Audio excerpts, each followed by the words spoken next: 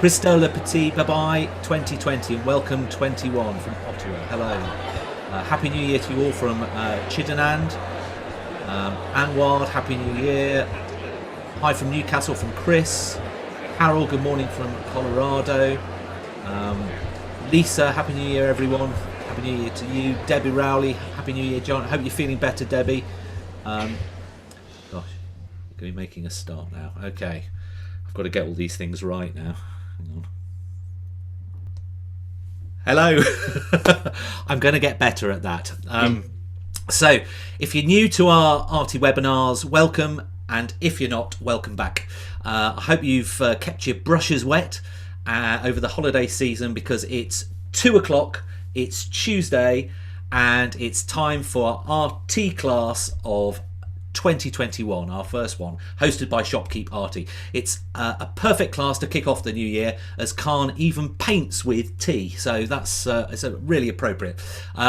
These, I can see him making the tea signs, that's brilliant.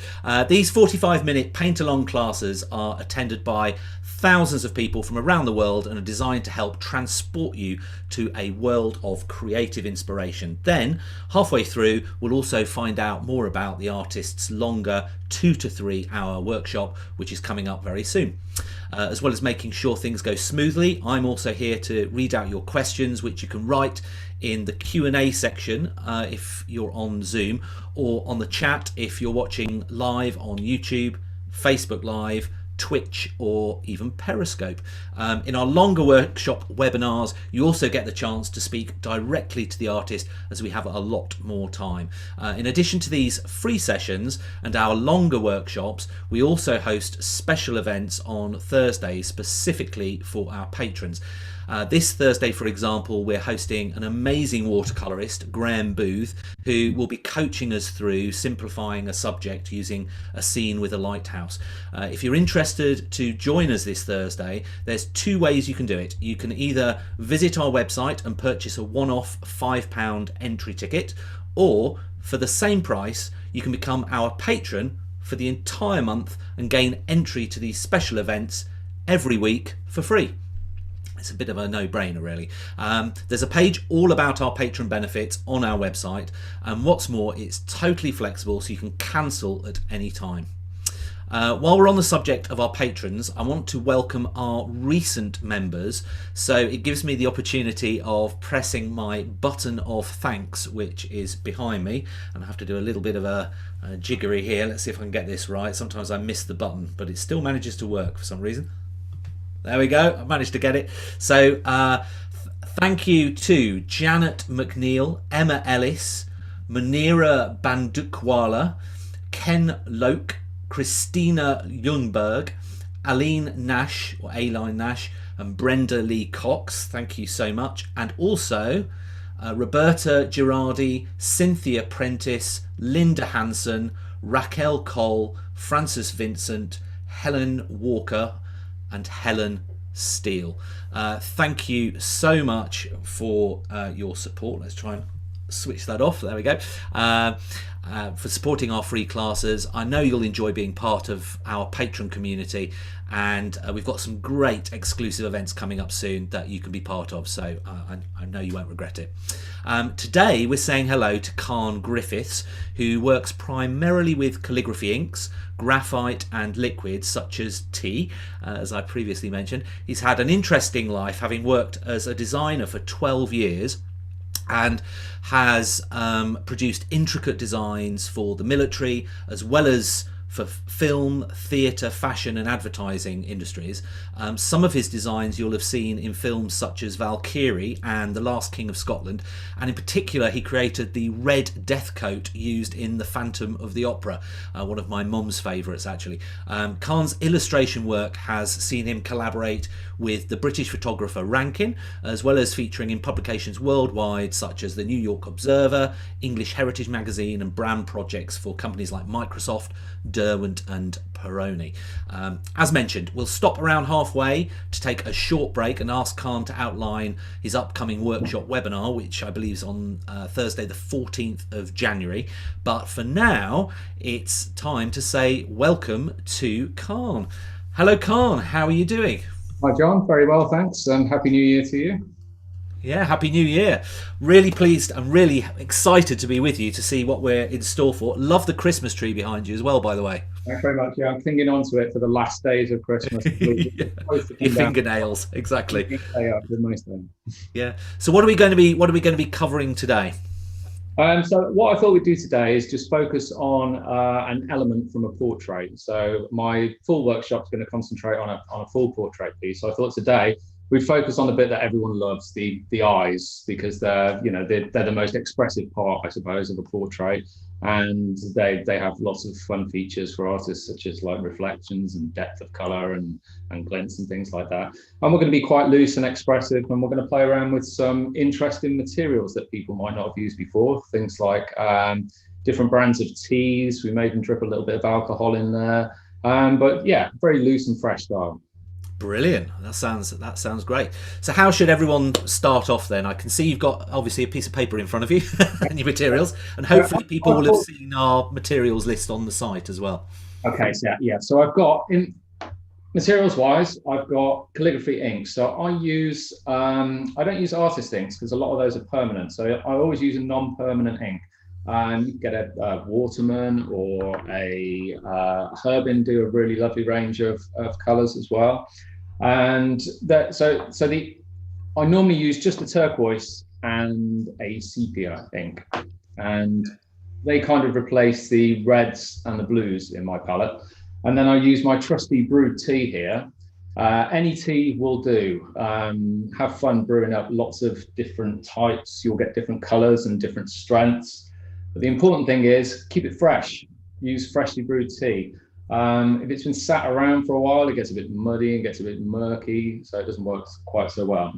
So yeah, then we normally start things off with a pencil sketch to kind of give us an idea of where everything's going to fall before we get a sort of expressive and looser. So Okay, perfect. Now I notice you've got a reference photo in front of you I that do, I do. I So I didn't printed, have on my website, but so this is a photo of something that maybe we can kind of keep there so that people can see it as we're absolutely. So sketching things. if I just lower this down a little bit towards me, and then so I can see that up on the screen. So we've got that in. Yeah, so I chose this because quite nice expressive eyes. You can use a mirror, you can use your own eyes. It doesn't really matter. It's just going to give us a little bit of a scaffolding for the piece. So normally in my work, I use the reference for this first section, just for the drawing out, just for getting a little idea of light and shade of where things fall, just subtle dark areas where we'll look at adding tea later. Um, as I say, yeah, just a scaffold, just a very basic layout for the rest of the painting. And then the rest is up here really. This is when we get free and then we start using our imagination, we start using textures, lines and other things to kind of build upon that starting point.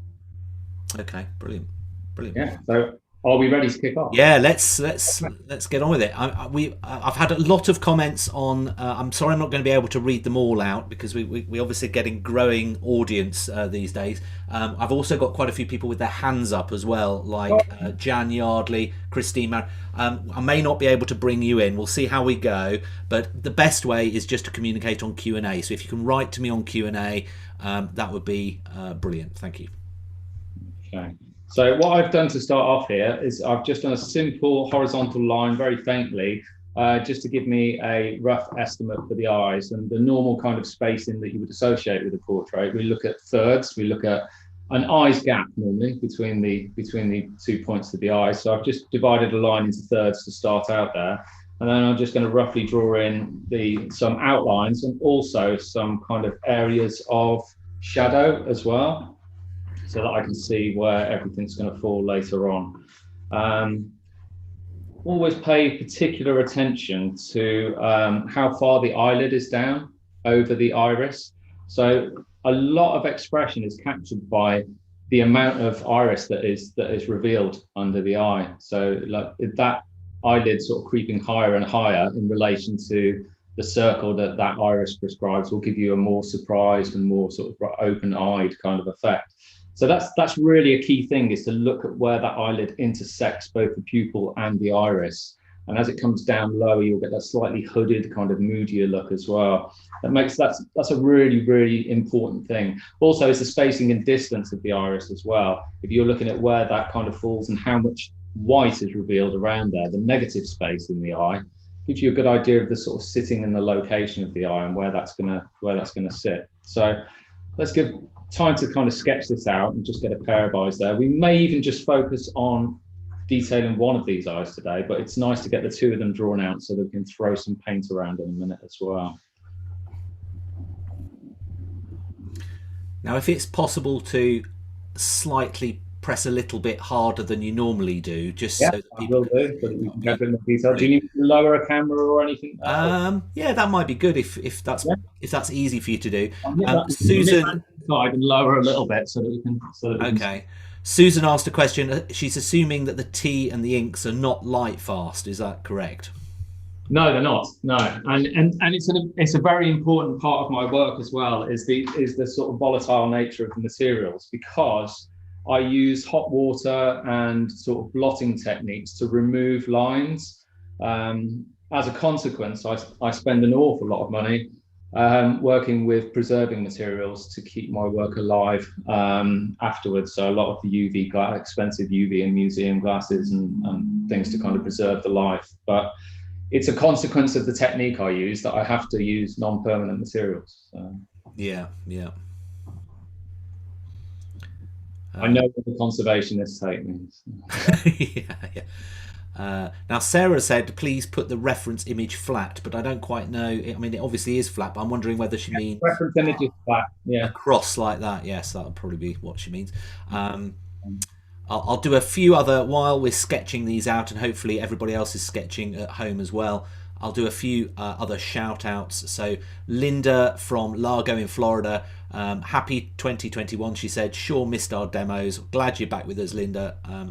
Yeah, we're starting a whole new year. I'm looking forward to it. Christine Matchett, happy new year. Thank you for organising all of this. Been a massive boost in lockdown. Well, thank you, Christine. Jan, May 2021, been a good one for all of us. Thank you for organising these art classes. That's from Jan in Surrey.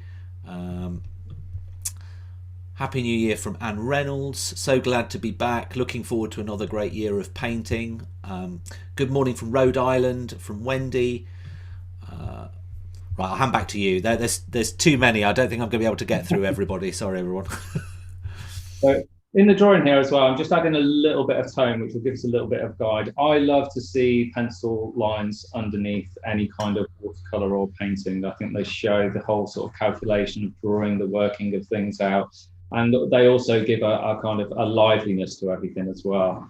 And similarly, when I'm drawing, I quite often etch directional lines using an eraser back into the drawing as well. Just creates little pockets of negative space for when we overlay materials later, lets light run through. And the process that I use involves three main stages. One is this sort of tonal stage of graphite. The next stage is a kind of a brief linear stage where I will trace over shadow areas using a calligraphy ink. So it's the way I work is kind of in reverse to how you may mix colors normally. I don't mix colors in a palette. I do everything on the page. So I kind of plan ahead in my mind as to where the colors I need will go. So for example, if I had an area that needed to be a more green color later, I would lay down lines of blue ink at the stage after this graphite stage to give me the opportunity to then throw tea over that blue, the yellow of the tea, turning the sort of pale blues to a kind of greeny color. So when I move to the next stage, I'm just going to stand up a little bit. Drawing and sitting down is quite trouble. Oh, we're getting serious now. Standing up. Yeah, I just need a bit more of a top down without sticking my head in front of the camera. There we go. And keep your lines nice and loose and fresh and expressive as well. We don't need a detailed drawing at this point. We're going to lose parts of this drawing later anyway. But I think we're kind of okay there. I'm just conscious of time and having enough time to sort of dry the next area. Right, okay, so I'm just going to make little marks here, roughly where the outside of the face ends as well. And I hope you're kind of at a similar stage with your drawing. I know I'm racing through this a little bit at the moment. Normally in the workshop, you see, we do little polls and then we'll ask people if they need more time at certain stages. But Yeah, when you've got 45 minutes, it's not really practical. no, it's difficult, isn't it? Okay, so I'm just... Another thing I try and do as well is when I'm drawing a portrait, I think about the viewer and how you can kind of guide the viewer's eyes to the center of a portrait.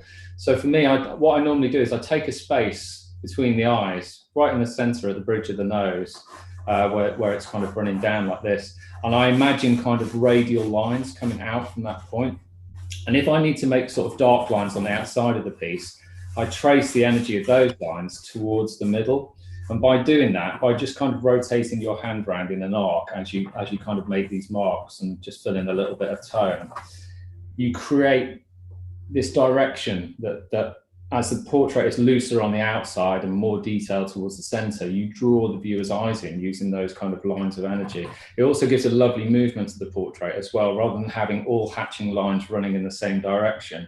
They're all kind of converging on this central piece, or a part of the portrait that you would like to focus on. It's not always the center of the face, but with these very sort of square on sort of layouts, it will bring everything right into the center of the portrait.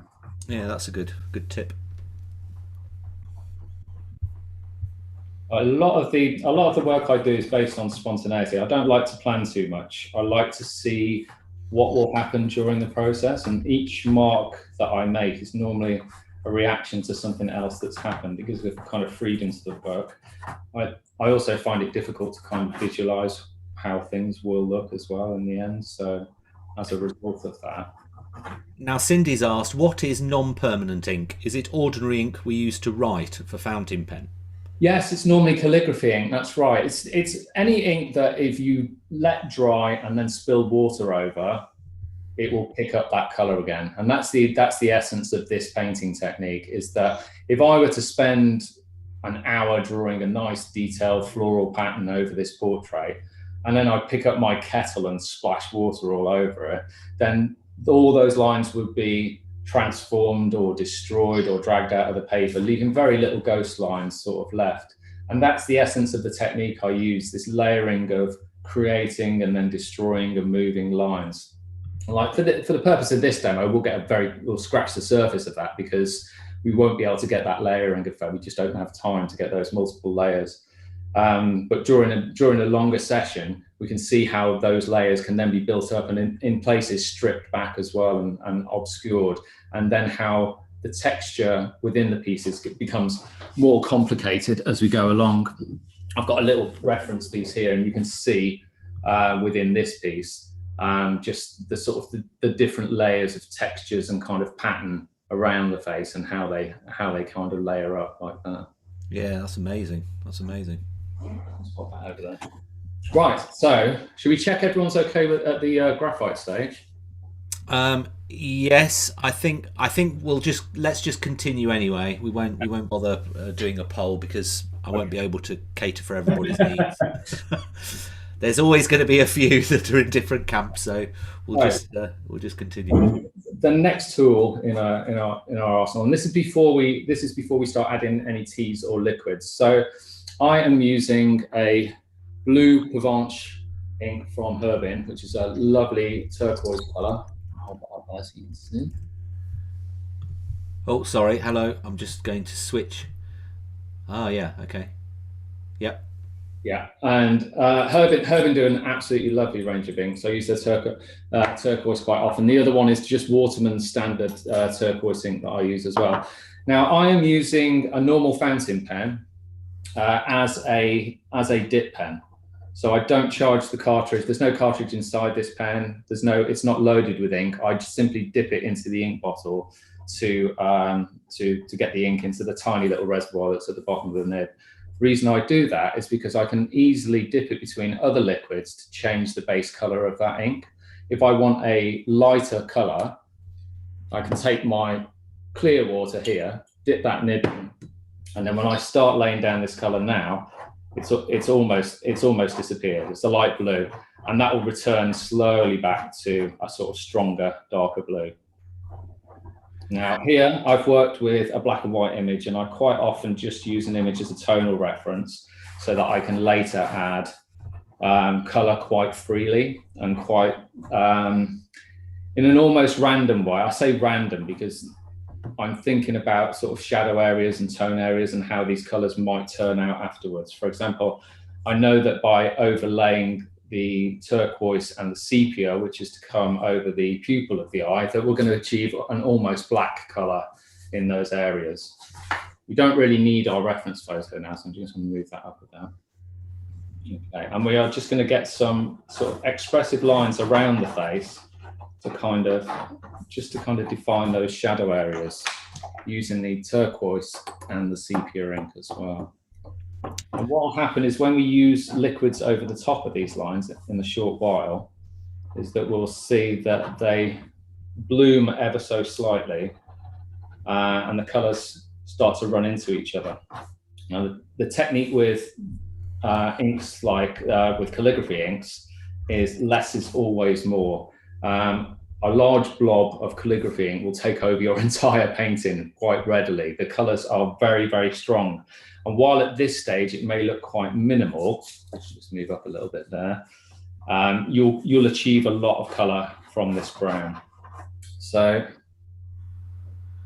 the key. And what defines, as you're doing that jaggedy line down, is that almost like almost a contour-esque of the face? Exactly that, yeah, exactly that. So you're looking at kind of almost very lightly tracing over the face as if you were finding the form and the shape of it in front of you, and you're looking at kind of deeper areas. So you're looking at two things: tone and surface shape as well.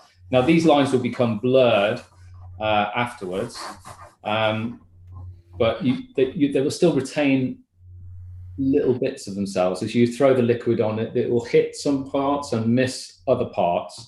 So it will really, it'll leave these little moments of kind of sketchiness left. And again, that really helps to give the piece an energy, really. Yeah, yeah. Now, a few questions we've been having coming in. So, would an archival spray sealer render the work light fast? From Sue.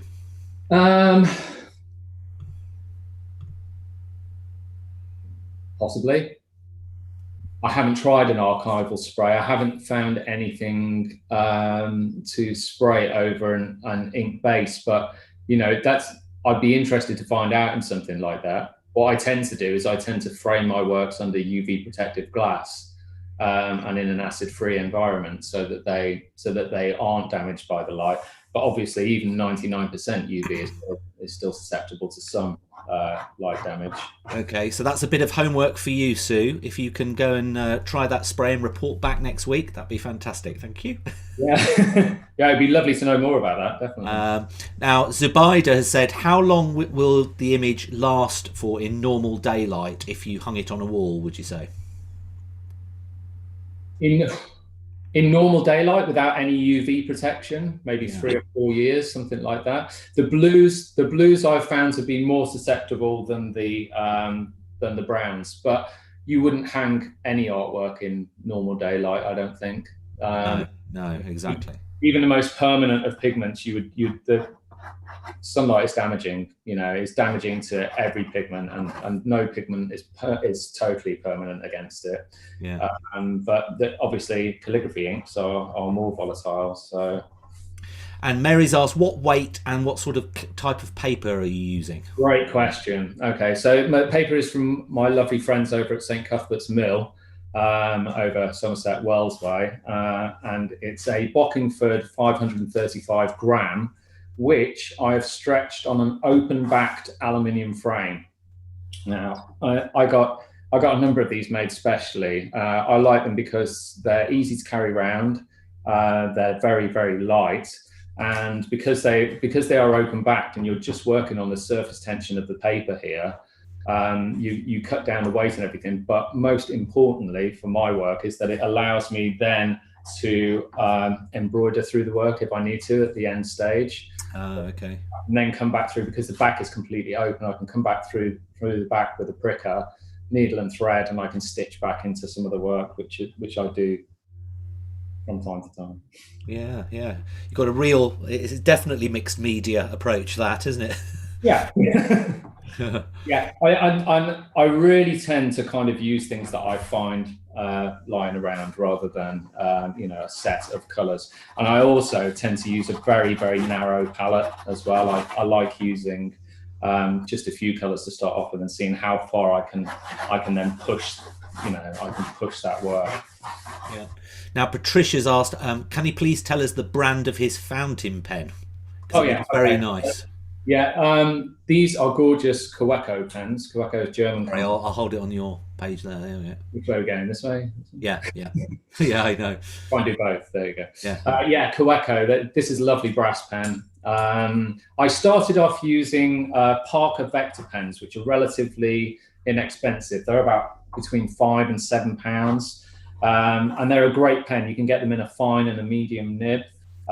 They write very freely. They have a nice surface. But the reason I like fountain pens is because they have that ball finish at the end, so they don't dig in the same way that a dip pen or a mapping pen would do. But I have started using dip and mapping pens to work on canvas recently. So you kind of have to relearn how to make your pen movements, because with a dip or mapping, you always kind of want to be moving away from the nib. Yeah. Whereas with a fountain pen, you can travel freely around it anywhere. Yeah. Now Sue's obviously in the US, and she said that over there, waxing watercolor art is becoming widely used. Waxing with That's very interesting. Cold wax doesn't reactivate the watercolor and dries to a hard permanent surface. Okay. And presumably that wax has some kind of UV or some kind of protectant in it that then protects. Maybe, I don't know. It's interesting. Yeah. So obviously waxing would repel water and would mean that it is safe against kind of liquids, and that's the main thing, is protecting from moisture, protecting from light, I suppose. Yeah, yeah. Right. Thank you, Sue. That's good. Good to know. Sue is our expert over there now. Thank you very much. So Michiko said, "Is the paper a hot press?" I think you said it was. No, it's a cold press. Oh, cold press. Sorry. Yeah, it's a cold press textured wood pulp based paper, Bockingford, and it's a real workhorse. I put it through its paces quite regularly with copious amounts of alcohol, boiling water. Punishing it with large graphite sticks and getting really visceral with the work, and this lovely paper stands up to it all. It's a really good workhorse. Has a lovely tooth to it, has a lovely finish, a lovely texture, and it gives a lovely vibrancy to the inks as well, with nice crisp outlines to your watercolor marks. Yeah. Really contrasty kind of finish. And I've tried other papers, but I just love this. Now I'm going to stop asking you questions, because I want to get on a little bit and try. Hopefully we can get to this tea stage at some point. We're going to have to motor. I'm just going to clean my water quickly. Okay.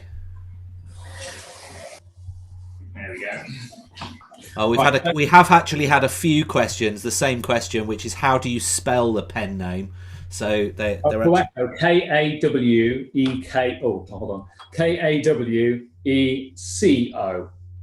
Okay, I'm going to write it on the Zoom chat. So these particular sort of compact pens that extend using the cap to make them full length are actually called Kaweko Sport, and they're available in brass, steel, and aluminium. They're lovely, really lovely.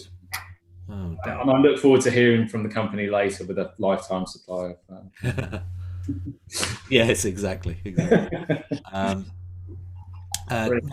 Liz Chatterton said something, because Liz we did a dip pen with Liz last year. She ran a thing. It was great fun. And she said Dorland's wax is the main one used on watercolor, but doesn't have great UV protection. So there we go. Thank you, Liz. That's very kind of you. That's where all my important notes go. Yes, exactly. You've got your important note, but in the little black book. Never to be seen again. Yeah. Right. Okay. So the next stage, and this is the kind of exciting stage, but we're still going to have to motor because we need to get this stage dry to kind of go further. So I'm going to use less liquids than I would normally use. And what I tend to do is I tend to start off with just a clear water wash to pick up some of the inks in the darker areas. And the reason I do this is because it really brings out the kind of the color of the ink. So what I'm doing is just tracing over some of the sort of darker areas first. Keep cleaning the brush back, work quickly, don't think too much about this stage, but just look at your sort of tonal values. And I'm blowing the ink as well away from areas where I don't want it. I can also use some sort of like dabbing and blotting techniques if I end up with color where I don't want it. So keep a tissue or a kitchen towel or something to hand while you do that. Don't try and be too accurate at this stage. What you want to get is just something that that is roughly having the tone where you want it. What I'm going to do now is just tip this piece up and let it run all over myself for a second. Just to bring some of these colours down here. Right, okay, so that's just reducing the amount of colour that was at the top there and bringing some of the colours together. And now, using the T's, I'm going to move into these slightly darker areas. Let's bring my reference image back again, just for some tonal values and reference, and just look where, and flicking colour into these areas. Don't be too precious or too precise, but just looking tonally at the piece. Don't worry about where you're putting your yellows or your blues, but just literally at this stage, trying to get a similar tonal value to the painting. And we do that by, it's like a soaking process. It's like a staining process almost, rather than a painting process. So what we do is we build up these layers. So we allow the water to pool more in the areas where we want to get a more intense color. And then you can even add water back into that color again, but be loose. What you're looking for is not overworking the piece, keeping these separations and the color to really do the work itself. So here already, I would be almost inclined to not do much more at this stage before we start drying this, because we've got nice little areas of color separation, which will become less and less distinct the longer we leave them to dry. Yeah. Now, the real key to this is to go and have a cup of tea yourself at this stage. Maybe 2 or 3 cups of tea, and allow this to dry naturally. The difference is absolutely huge. Today we're going to have to hair dry this because we don't have an hour and a half in between these 2 short sections. But allowing this to dry naturally will preserve so many more of those patterns in the ink and interesting things that happen. And you'll notice as areas dry that it will draw the ink through, it will draw the liquid over the inks, and it will pull out extra colors. And if you feel that, as I do in this piece, I'm missing a little bit of the blue marks that I laid down, I don't really feel that they've come through so well, then you can work wet on wet back into this. You can put those maybe in around the kind of pupil here, where it feels like it could be just a little bit darker, and I'll allow it to bleed back into that color again. I'll do the same at the top here. I don't use whites or any sort of opaque colors over the top in my work. So I try my best to, even when being loose and fast, to preserve any areas of highlight for later. So I've got very lucky on this one. I've managed to keep a little highlight on both pupils, which quite often disappears. If I do end up with too much ink over those, what I tend to do is use a tissue blotting technique, or lifting technique as it's known, watercolor, to lighten that area as much as I can. Now we've got a tea question from appropriately known Jasmine. She's asked, is the tea hot when you apply? Yes, it is, and the hotter the better. I prepared for speed. I prepared the tea just in advance, but yeah, as hot as you're comfortable using. Advantages of hot tea: it evaporates quicker. When it's on the page and it's hot, it will dry out quicker, preserving more of those kind of patterns. And in the same way, if you use an alcohol in the same way that you're using a tea, or you combine in here, you will find that that also evaporates quicker as well. So it leaves the patterns in the ink, you know. And you can see where I've just added the blue here. We've got some quite interesting like swirls of color where the pupil's almost leaping out of the eye. And these are the things that you would never paint. These are the things that you would never make a conscious decision to do within your painting. But now they're a part of your painting. You can work with them. And the reason I like this technique so much is because it constantly throws up nice surprises and also challenges for you to keep the work in balance. We've got quite a simple subject here, so we've got an easier task. But when we're working with a full portrait, we're looking at constantly achieving that kind of balance throughout the work, a balance of energy, a balance of tone and color, and at the same time being really playful with our mark making. Yeah. Now, seeing as we were coming up to a drying phase, I think now's a good chance for us to just have a little brief pause where we can kind of wait for it to dry a little bit, or and I'll talk to you a little bit about your workshop, if that's okay. Would now be a good time to do that? Yeah, we'll do that. I'll do some dabbing. Yeah. Okay, fine. And also, are you able to move the camera that's on your face? Are you able to move it up slightly? Oh, sorry, yeah, there you go. Because it's been slipping down a little bit. Yeah, I think that's going to be much better. Great. Okay, perfect. So how are you enjoying it? What a great first session for a new year. It's been really fascinating. And if you are watching a live stream, would really appreciate you pressing the thumbs up or the like button. It helps suggest the video to more people so that more can experience this class and share the joy. So please go ahead and do that if you are enjoying it. As mentioned at the beginning, this short class gives you a really great flavour of what's to come in Carne's proper online workshop. It's usually around 2 to 3 hours, and he'll walk you through a complete painting step by step. And as he was saying, with all the different layers and everything like that, you really do need time. So I think it'll be a fantastic experience. It's very immersive. We also invite you to chat direct with the artist as well, so you can really learn all their tips and tricks for improving your art.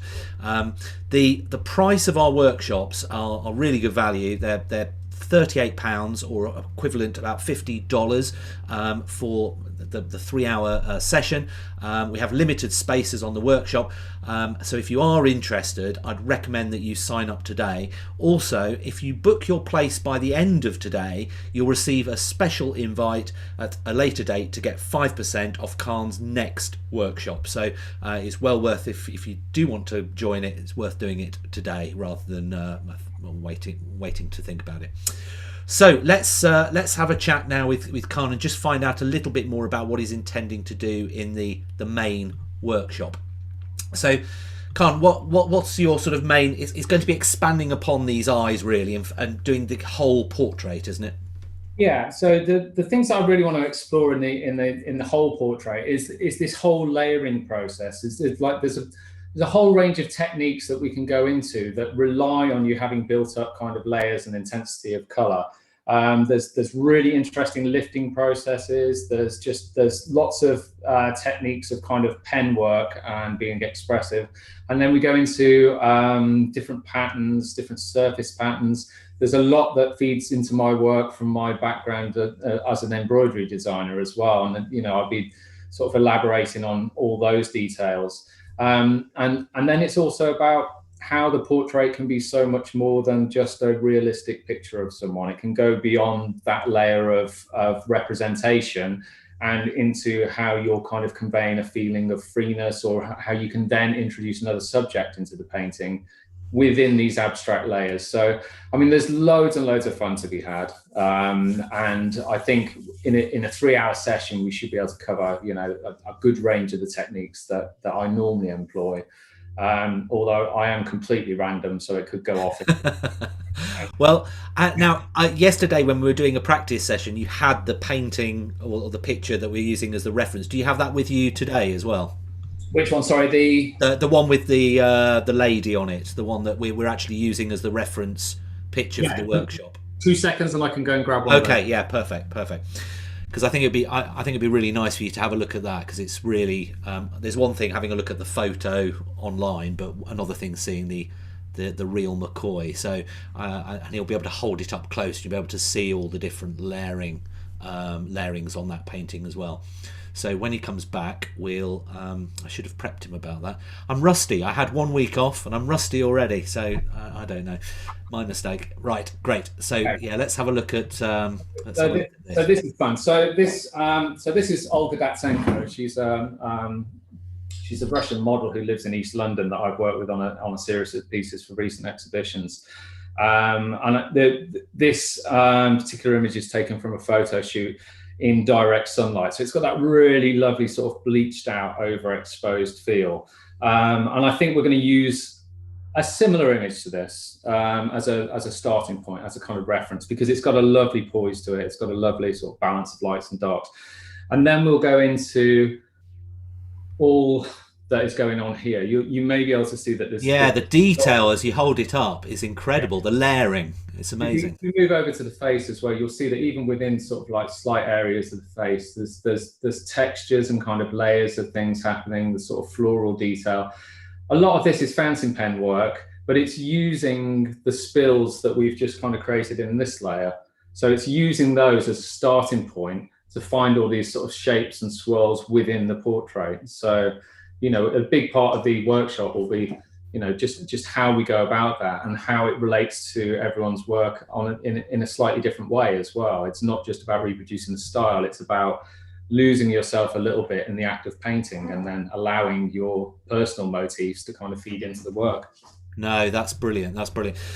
So, as you could tell, as you go closer into the picture, the level of detail, it's really fascinating to see all the things that you'll be covering in the workshop. So how do you book a workshop? So what I'll do now is I will share my screen and show you.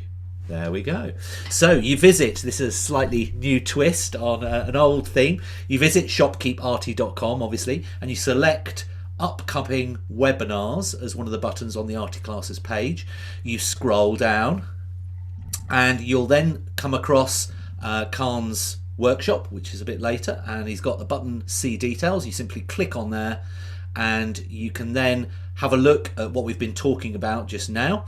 It lists all the different things, and at the bottom of the page it also shows you a list of the materials that are required to take part, and I would imagine you can use your own teas if you want to. It's not a strict requirement. And then right at the top there's a link, book your webinar ticket, and on here it goes through to Carne's shop, and you can either book the live webinar ticket for £38, or you can book the video, pre-order the video if you can't make that particular date. And there's two prices, full video and the with discount. The with discount is applicable if you attended the live webinar, and then literally you can go ahead and do that. So hopefully that helps. Right, great, let's get back. I can see that Carne is drying his eyes.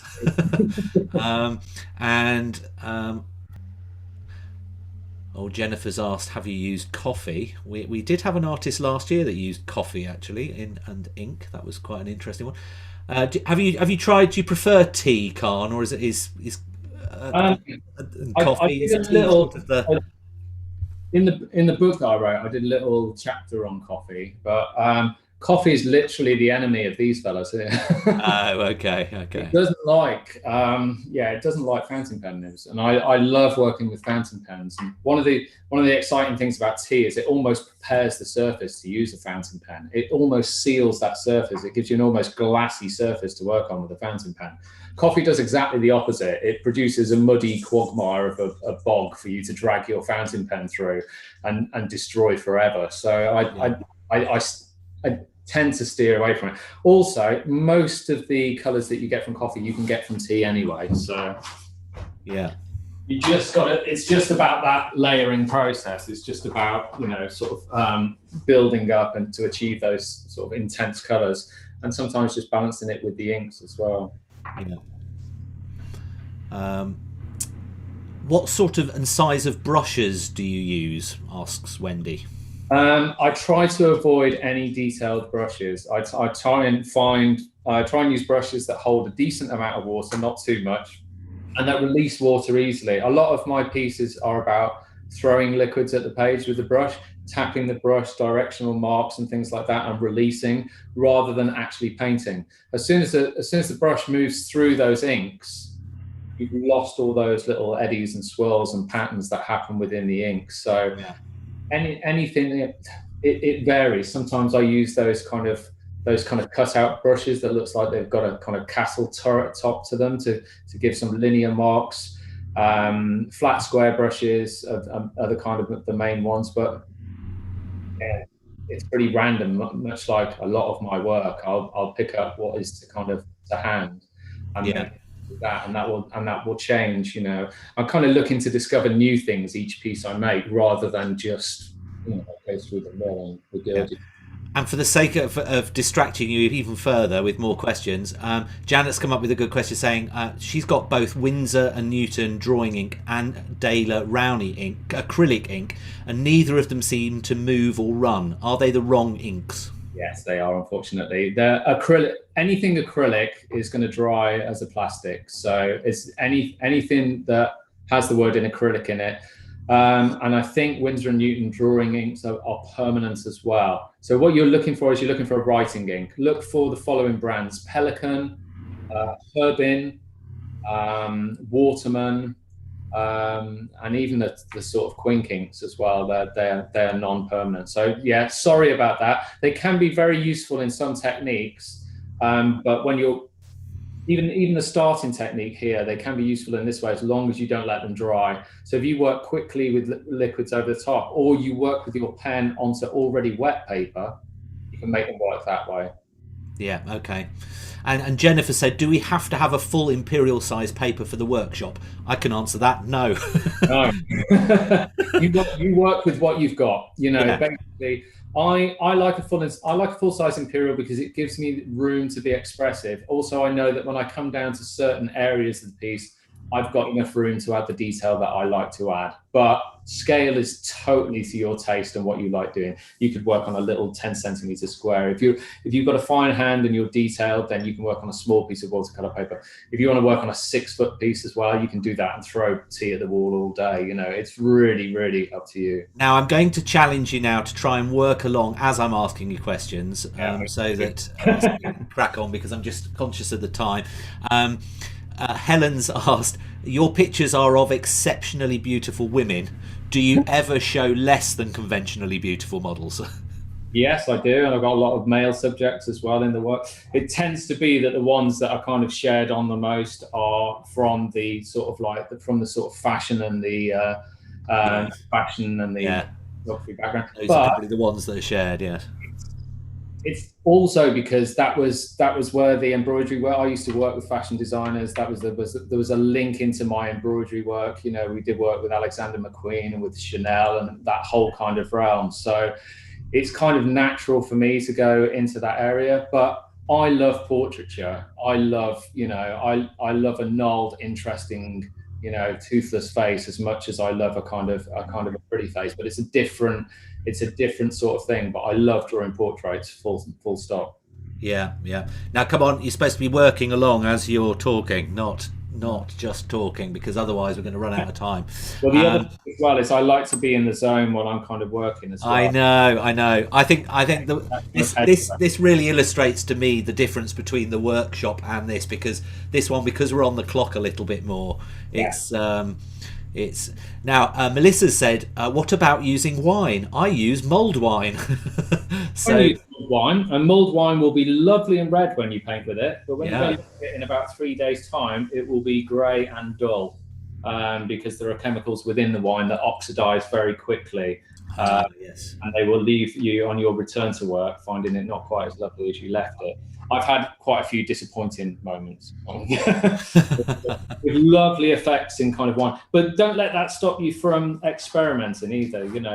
Experimentation is the key, and without doing that, you will miss all the other sort of surprises and nice things that happen from choosing random materials and allowing random things to happen. The whole oil and water mixers as well, use repelling liquids and things that push. Alcohol to some extent pushes the teas out of the way. It does interesting interesting things to the kind of liquids, and you can almost drop spatters of like vodka or neat alcohol into an area of tea, and it will push tiny little pinpricks away, and you'll end up with these sort of like little ghosty circles within the work. Now, Jennifer wrote kind of what I was thinking, which was, "What a waste of wine! Drink it." That's true as well. That's why we can keep the good stuff for ourselves, and we paint it. Agree more, Jennifer. Couldn't agree more. Yeah. And there's been a few questions that have asked about things that we've already covered, and what I just suggest is that maybe go and watch the video on YouTube after this, because it'll be there. Just visit our channel, Shopkeep Arty, and you'll be able to find this video, and then you can fast forward through it and find the various things, because I'm running out of time. How long do we have, John? We've got about 5 minutes. Okay, I should have had a stopwatch here, because that would have given me No, that's okay. Where we're heading. So maybe I just sort of go into a few things that I'm doing at the moment, is just starting to add some sort of lines tonally. And what's quite interesting about working at this stage is that you'll find that the lines seem to really stand out at first, but don't worry about trying to achieve with your first marks exactly what you want to get from the end of the piece, because we can build up with layers of different colors and with layers of the fountain pen as well. And when we start looking into, sort of things like floral detail and abstract marks over the top of these, then those initial marks will sink further and further into the background. And from a distance, you'll see the overall thing as tone. And that's the thing, you're creating a piece of work that is viewable in a number of different ways. Close up, it has all these intricate details, elements, sort of different pictorial symbols. But from a distance, they all blur and give you this effect of a kind of a coloured tone. So, and when you're painting with tea, I mean, do you let the tea? I mean, how much tea are you putting in? Is it like a conventional drink, or would you make it a bit darker, a bit more? I make it stronger. These all had 2 tea bags in, but they get to the stage where it's quite good, because the tea brews as you're working as well. So when you start with your first layer, the tea is at its kind of weakest, and sometimes I will brew it and start using it almost before it has any color at all. That is good for layering, yes.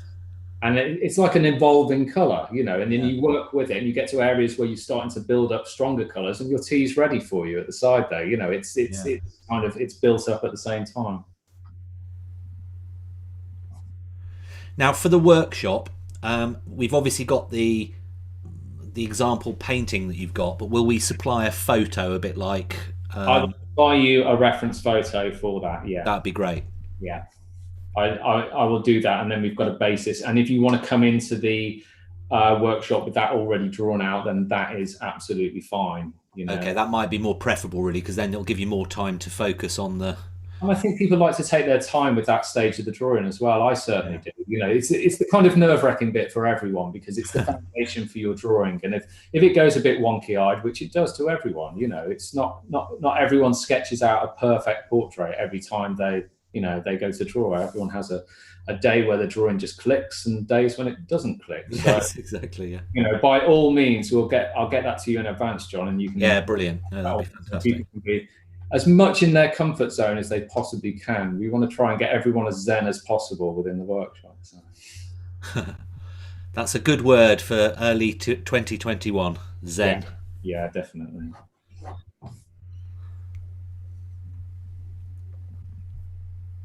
Right. I'm just going to go and flick my lights on, because as the lights fade in here, I think I'm slightly disappearing.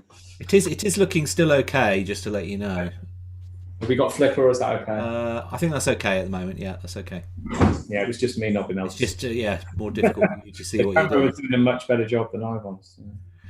Jennifer said it's amazing what he's achieved in such a short time. Love it. So that's great. I think we're going to have a lot of comments. In fact, if you want to start sending your comments in now, whether it's on live stream, because I can see all those, or on Zoom, do start sending those, because we're going to be wrapping it up very shortly. It's been fantastic. I'll let you continue doing what you're doing there, while I'm sort of wrapping things up. But I think it's been really great. We've already learned quite a lot from that, I think. It's been a really fantastic 45 minutes going on an hour. Hope you've really enjoyed it. Would love to see what you've been creating at home. That would be absolutely fantastic. And as always, we've got our Facebook post.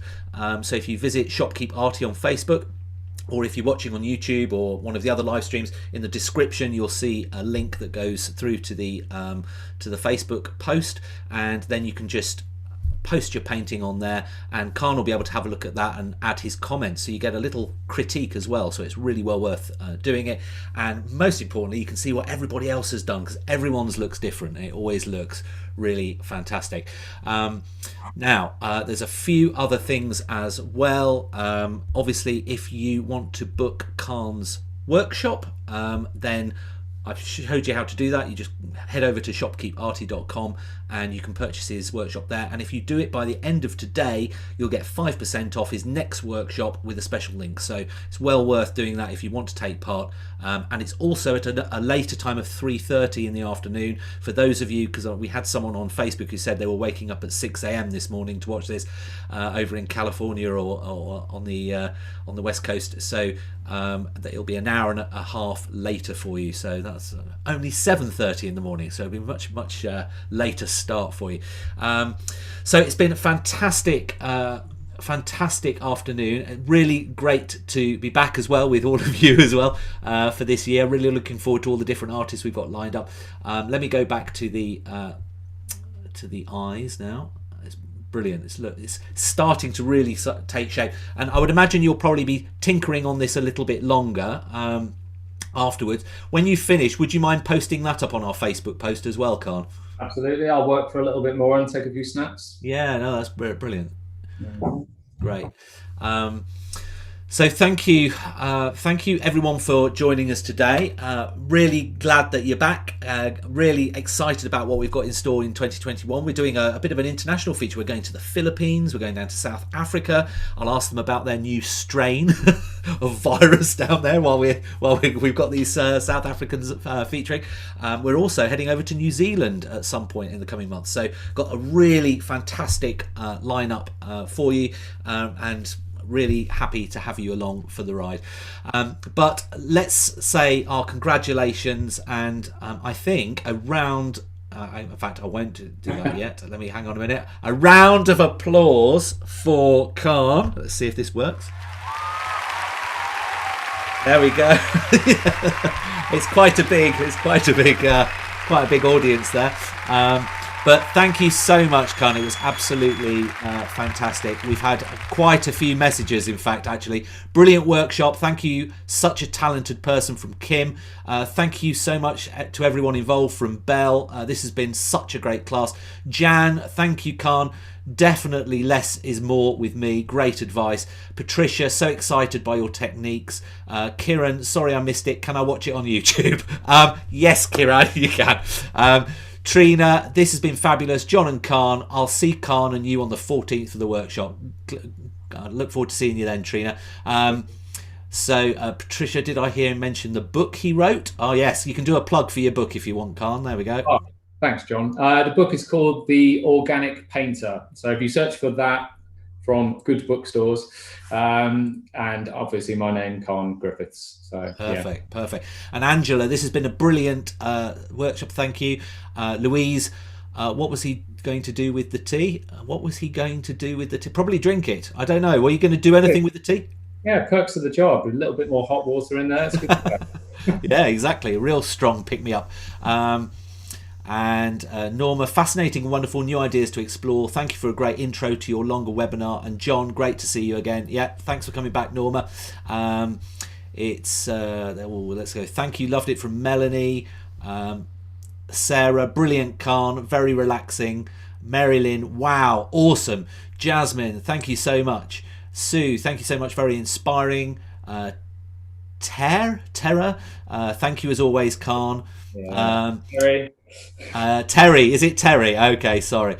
Anita, thanks, Khan, very different to what I usually do with portraits. Beatrice, love it. Belle says the book is amazing, really recommend it. There we go. So that's a good one. I should be getting a commission for this stuff. Right, brilliant. So thanks again, Khan. really great to have you here. Really looking forward to the workshop as well. And obviously, if you can send me that photo, I'll stick that up on our website as well as the reference picture, and then I can send that through to everyone that books on that. Yeah. Okay, excellent. So I'm now off to. I'm hosting a workshop with Les Darlow in half an hour, so I'm going to go and prepare for that. Any of you that are joining me there, I look forward to seeing you then. But until this Thursday, when we're welcoming Graham Booth for our special arty class, which should be fantastic, I'll see you later. Take care, everyone. Bye bye, Carne. Brilliant. Thanks. Bye. Bye.